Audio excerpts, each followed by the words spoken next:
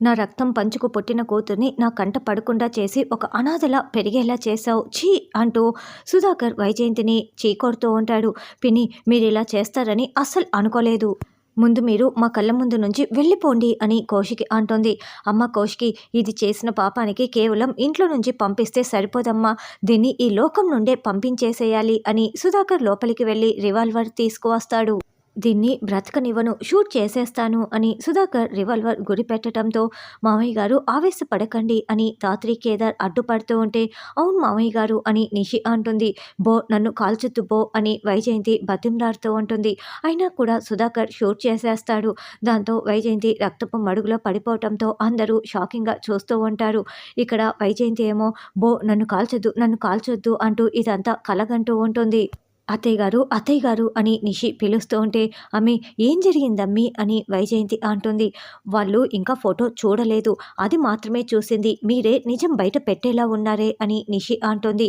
ఏమైంది దాత్రి, ఆ ఫోటో చూసి అలా షాకింగ్గా నిలబడిపోయావు అని కేదార్ అడుగుతూ ఉంటే, ఈ ఫోటో చూసిన తర్వాత ఏం మాట్లాడాలో అర్థం కావటం లేదు అని ధాత్రి ఫోటోని చూపిస్తూ ఉంటే, ఆవిడే కదా అని సుధాకర్ అంటాడు. అవును అమ్మ అని ఆ రోజు ఆవిడ వచ్చింది, తమ్ముడని వచ్చిన వాడేమో శ్రీవల్లిపై అఘాయిత్యం చేయబోయారు, నేను నమ్మలేకపోతున్నాను అని ధాత్రి అంటుంది. అదేంది, అబ్బుడు మార్చలేదని చెప్పాడు కదా, మరి ఫోటో ఎలా మారిపోయింది అని వైజయంతి షాకింగ్గా చూస్తూ ఉంటుంది. అప్పుడే యువరాజు చాటుగా నిలబడి వైజయంతి వైపు చూస్తూ ఉంటాడు. నేను మార్చేశాను కదా అని అంతకుముందు జరిగిన సంఘటన ఇప్పుడు మనకి చూపిస్తూ ఉంటారు. రవి అలా పారిపోయి మళ్ళీ స్కూటీలో వెళ్తూ ఉంటే యువరాజు వేరొక అడ్డుదారి గుండా వెళ్ళి మళ్ళీ అతని స్కూటీని అడ్డుకుంటాడు. మళ్ళీ రివాల్వర్ గురి పెట్టడంతో, సార్ నన్ను వదిలేయండి సార్ ప్లీజ్, మీకు ఆ ఫోటోనే కదా కావాల్సింది, ఇచ్చేస్తాను సార్ అని సుహాసిన్ ఫోటోని యువరాజ్ చేతికి ఇచ్చేస్తాడు. అప్పుడు యువరాజు చాలా షాకింగ్గా సుహాసిన్ ఫోటోని చూస్తూ, రే శ్రీవల్లి అమ్మ ఫోటో ఇవ్వమంటే ఈవిడ ఫోటో ఇస్తున్నావు ఏంటని నిలదీస్తూ ఉంటాడు.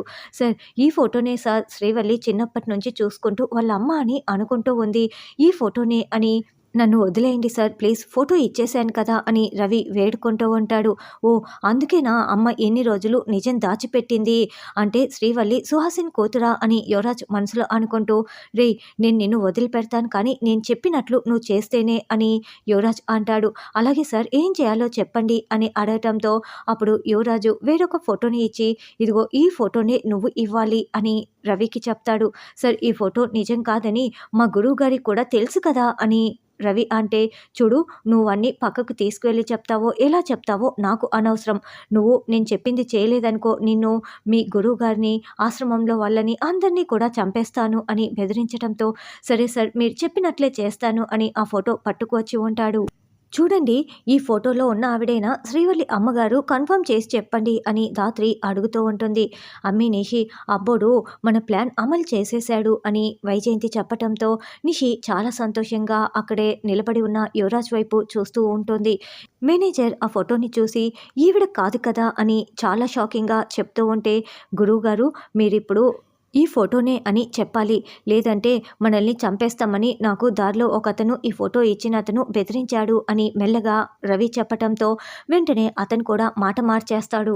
ఏంటండి ఈ ఫోటోలో ఉన్న ఆవిడ కాదా, ఫోటో మారిపోయిందా అని ధాత్రి అడుగుతూ ఉంటే, లేదు లేదు ఈ ఫోటోనే, నేను అద్దాలు తీసుకురావటం మర్చిపోయాను, అందుకే సరిగ్గా పోల్చుకోలేకపోయాను, ఈ ఫోటోలో ఉన్న ఆవిడే శ్రీవల్లి కన్న తల్లి అని అతను అబద్ధాలు చెప్పేస్తాడు.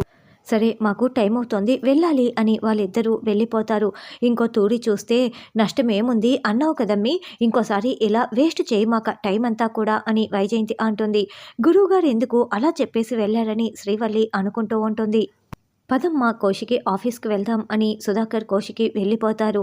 వైజయంతి యువరాజు నిషి గదిలోకి వెళ్ళగానే, ఇక అబ్బోడా మంచి పని చేసావు అబ్బోడా, మీ నాన్నకి ఎక్కడ నిజం తెలిసిపోతుందో అని ఎంత కంగారు పడ్డాను అని వైజయంతి అంటే శ్రీవల్లి నాన్న కూతురు అన్నమాట, అందుకే నువ్వు ఇన్ని రోజులు నిజాన్ని దాచిపెట్టావా, నేను తప్పు చేశాను, కేదార్ గాడు నాన్న కొడుకు అని తెలిసిన వెంటనే వాణ్ణి లేపేయాల్సింది, ఇప్పుడు ఇద్దరిని కలిపి లేపేస్తాను, నాకు నిజం తెలిసిపోయింది కదా, నేను అస్సలు ఊరుకునేది లేదు, ఆస్తిని నేనెలా పోగొట్టుకుంటాను అని రివాల్వర్ పట్టుకొని వెళ్తూ ఉంటే, అబ్బోడా నువ్వు కాస్త ఆగు అబ్బోడా, అదే చేతో కౌశికి నిన్ను జీవితాంతం జైల్లో ఉండేలా చేస్తుంది, ఆ కౌశికి నిన్ను ఊరికి వదిలిపెడుతుంది అనుకున్నావా, చూడమ్మి నేను ఇన్ని రోజులు ఎందుకు నిజం చెప్పలేదని అడిగావు కదా, ఇందుకే అబ్బోడు తన జీవితం నాశనం చేసుకుంటాడని నేను చెప్పలేదని వైజయంతి అంటే నీకింకా అర్థం కావటం లేదా అమ్మా?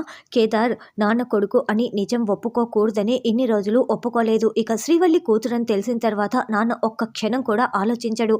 ఒప్పుకునేస్తాడు అని యువరాజ్ అంటే, యువరాజ్ ఏది ఏమైనా మనం ఆలోచించి అడుగు వేయాలి. కొన్ని రోజులు ఓపిక పట్టు అని నిషి అంటే, అవునురా అబ్బోడా, మన ముగ్గురికి తప్పిస్తే ఇంకెవరికీ తెలీదు కదా! మనం నిజం ఎవరికీ చెప్పము, నా మాట విను అని యువరాజు చేతిలో ఉన్న గన్నుని వైజయంతి లాక్కునేస్తుంది. ఏంటి శ్రీవల్లి, బాధపడుతున్నావా అని ధాత్రి అంటే, అసలు కన్న తల్లి అని చెప్తున్న అమ్మేమో నేను కూతుర్ని కాదంటోంది. ఎవరో ఫోటోని చూపించి ఆవిడే నా కన్న తల్లి అంటున్నారు.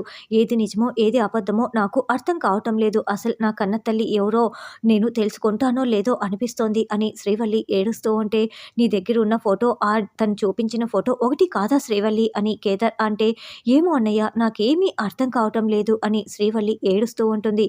చూడు శ్రీవల్లి, మీ అమ్మ ఎవరో కనిపెట్టే బాధ్యత నాది. నువ్వేమీ కంగారు పడకు అని ధాత్రి ధైర్యం చెప్తూ ఉంటే, నువ్వు మాట ఇస్తే ఖచ్చితంగా చేస్తావు వదిన, నాకు ఆ నమ్మకం ఉంది అని శ్రీవల్లి సంతోషపడుతూ ఉంటుంది. తర్వాత జేడీకేడి యామిని వాళ్ళని తీసుకొని కోచింగ్ సెంటర్ దగ్గరికి వస్తారు.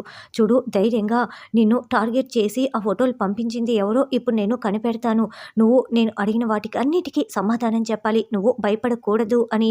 చూడు, ఇక్కడ 200 స్టూడెంట్స్, 8 ఫ్యాకల్టీ, 2 సెక్యూరిటీ గార్డ్స్ ఉన్నారు.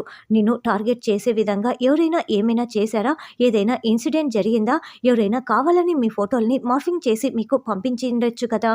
ఏం సంఘటనలు జరిగాయో బాగా గుర్తు చేసుకొని చెప్పు అని జేడీ అడగటంతో, భరత్ అనే అతని దగ్గర మాకు ఒక చిన్న ఇన్సిడెంట్ జరిగింది.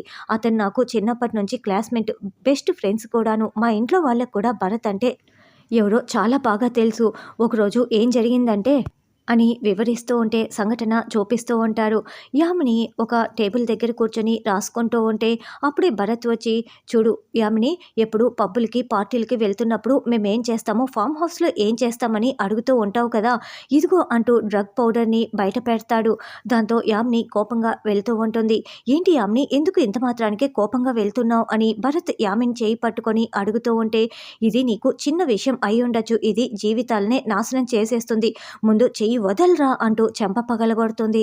నువ్వు కూడా ఈ మత్తులో మునిగిపోకుండా బయటికి రా అని చెప్పి యామిని వార్నింగ్ ఇచ్చి వెళ్ళి ఉంటుంది. అంటే ఆ ఇన్సిడెంట్ జరిగిన తర్వాతే నీ ఫోన్కి ఆ ఫోటోలు వచ్చాయి. అయితే భరతే ఇదంతా చేసి ఉంటాడా అని జేడీకేడి ఆలోచిస్తూ ఉంటారు. లేదు లేదు, ముందు సుమతికి ఫొటోస్ వచ్చాయి, ఆ తర్వాత యామినికి వచ్చాయి. ఇదంతా భరతే చేసి ఉంటే డైరెక్ట్గా యామినినే బెదిరిస్తాడు కదా, వేరే ఎవరైనా ఉండొచ్చు అని జేడీ చెప్తూ, మీరు వెళ్ళి కారులో కూర్చొని ఉండండి, మేము భరత్తో మాట్లాడి వస్తాము అని జేడీకేడి మాత్రమే వెళ్తారు. భరత్ని కలవాలని ఒక ప్రొఫెసర్ని అడగటంతో, అదిగో అతనే అని భరత్ని చూపించేస్తాడు. భరత్, మేం పోలీసులం అని జేడీకేడి చెప్పగానే భరత్ పరుగులు పెడుతూ పారిపోతూ ఉంటాడు. వెళ్తూ వెళ్తూ రౌడీలకి ఫోన్ చేసి, అన్న, విషయం తెలిసిపోయినట్లుంది, నన్ను వెతుక్కుంటూ పోలీసులు వచ్చారు, నేను పారిపోతున్నాను అని చెప్పటంతో, సరే ఇప్పుడే వస్తున్నాం అని రౌడీలు చెప్తారు. ఇక కేదార్ జేడీ ఇద్దరు కూడా భరత్ని వెంట పడుతూ ఉంటారు. కేదార్ భరత్ దగ్గరికి రాగానే రౌడీలు అక్కడికి ప్రత్యక్షమైపోతారు. ఏంట్రా, మా భరత్ని కొట్టడానికి వచ్చావా, మా నుంచి నువ్వెలా తప్పించుకుంటావు అని రౌడీలు కేదార్ని వార్నింగ్ ఇస్తూ ఉంటే, రే ఏంట్రా, భరత్ని ఆల్రెడీ మేము పట్టుకునేసాము, మీరేంట్రా నన్ను అడ్డుకునేది, అడ్డుకోండి చూద్దాం అని భరత్ని మెడపట్టి బిగించేసి ఇక రౌడీల్ని కేదార్ చితక్కొడుతూ ఉంటే, జేడీ చాలా స్టైల్గా రివాల్వర్ పట్టుకొని అక్కడికి వస్తూ ఉంటుంది.